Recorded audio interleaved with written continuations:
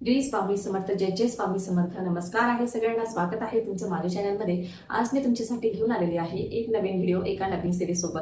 तर आजचा जो आपला विषय आहे ते आहे की चातुर्मास सुरू झालेला आहे आषाढी एकादशी पासून. तर चातुर्मास म्हणजे काय की आषाढी एकादशी पासून जे भगवान विष्णू असतात ते निद्रा अवस्थेत जातात 4 महिने, देव उठणी एकादशी पर्यंत.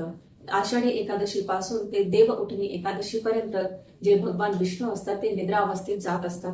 म्हणून आपल्याला हे जे चातुर्मास असतो याला चातुर्मास म्हणतात. हे 4 महिन्यांना, ह्या 4 महिन्यामध्ये आपल्याला भगवान विष्णूंच्या भरपूर सेवा करायच्या असतात, जेणेकरून आपल्याला त्याचं फळ जे आहे ते खूप पटीने भेटतं. तर जसे की आता आषाढी एकादशी झाली, त्याच्यानंतर पुढे आहे श्रावण, त्याच्यानंतर पितृपक्ष असणार आहे, गणपती बाप्पा येणार आहेत, नवरात्र असणार आहे, दिवाळी असणार आहे. या 4 महिन्यामध्ये आपल्याला भरपूर काही व्रतवैकल्य करायचे आहे. तर त्याचबद्दल मी आज तुम्हाला सांगणार आहे तर भगवान विष्णूची आपल्याला कोणत्या कोणत्या सेवा कराव्या त्याबद्दल मी तुम्हाला सांगणार आहे. व्हिडिओ जर आवडला तर व्हिडिओला लाईक करा, शेअर करा आणि सबस्क्राईब करायला विसरू नका. तर भरपूर काही महिलांच्या भरपूर काही सेवा सुरूच आहे, पण कोणाच्या जर सेवा सुरू नसतील तर त्यांनी आजपासून उद्यापासून तुम्ही केव्हापासून सुद्धा सेवेला सुरुवात करू शकतात. तुम्हाला ज्या आवडतील त्या तुम्ही सेवा करू शकतात, पण त्यामध्ये ज्या काही भगवान विष्णूंच्या सेवा आहेत त्या मी तुम्हाला सांगणार आहे. तर त्याच्यामध्ये अतिशय प्रभावशाली जी सेवा आहे ती म्हणजे विष्णू सहस्त्रनाम. तर विष्णू सहस्त्रनाम जे आहे त्याच्यामध्ये भगवान विष्णूची 1000 नावे आहेत आणि त्याचं पठण जर तुम्ही केलं तर त्याचा अनुभव आल्याशिवाय तुम्हाला राहणार नाही. तर ही सेवा रोज तुमची इच्छा असेल तर तुम्ही एकदा सुद्धा पठण करू शकता, नाहीतर श्रवण केलं तरीही चालेल. सकाळी आणि संध्याकाळी 2 टाइम तुम्ही श्रवण करू शकता. आणि जर पठण करायचं असेल तर तुम्ही सकाळी उठून आंघोळ वगैरे करून जेव्हा तुम्ही पूजा करता त्यावेळेस तुम्ही पठण करू शकता. तर हे विष्णू सहस्त्रनाम जे आहे ही अतिशय प्रभावशाली सेवा आहे आणि ही सेवा जर तुम्ही केली तर तुम्हाला नक्कीच अनुभव येईल. तर त्याच पद्धतीने आहे विष्णू सहस्त्रनामावली, ही सुद्धा आहे, पण ही सेवा आपल्याकडून जास्त होत नाही, कारण त्याच्यामध्ये सुद्धा भगवान विष्णूंची 1000 नावं आहेत आणि ती 1000 नावं जी आहेत ती आपल्याला तुळशीपत्र अर्पण करून ही सेवा करायची असते.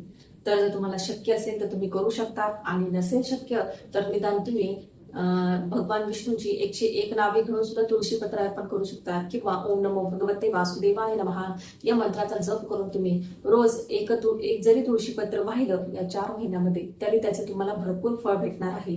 कारण तुळस जी आहे ती भगवान विष्णूंची विष्णुप्रिया आहे आणि भगवान विष्णूंना तुळशी मातीची सेवा प्रिय आहे आणि तुळशी मातीला भगवान विष्णूंची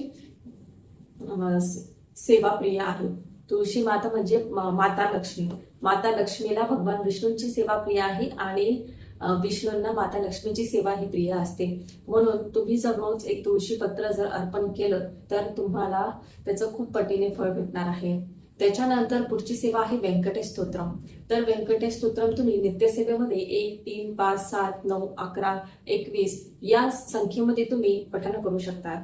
तर आणि ज्यांना कोणाला रात्रीची सेवा करायची 3 रात्रीची, त्याच्यानंतर 21 रात्रीची, 40 दिवसाची तुम्हाला जर सेवा करायची असेल तर तुम्ही नक्की करू शकता. तर तुम्हाला माहितीच असेल की रात्री 12 वाजेची ही सेवा असते. 11:15 वाजता तुम्हाला आंघोळ वगैरे करून स्वच्छ कपडे घालायचे असतात. काळा कलर परिधान करायचा नाही, कोणत्याही कलरचे वस्त्र घालू शकता, फक्त काळा कलर घालायचा नाही. तुपाचा नाही तर तेलाचा दिवा लावायचा. त्याच्यानंतर तुम्हाला 21 वेळेस व्यंकटेश स्तोत्रमचं पठण करायचं असतं. 21 वेळेस म्हणजे 1 ते 20 वेळेस जेव्हा तुम्ही म्हणतात तर त्यावेळेस तुम्हाला 1 ते 8 ओव्यापर्यंत म्हणायचं आहे.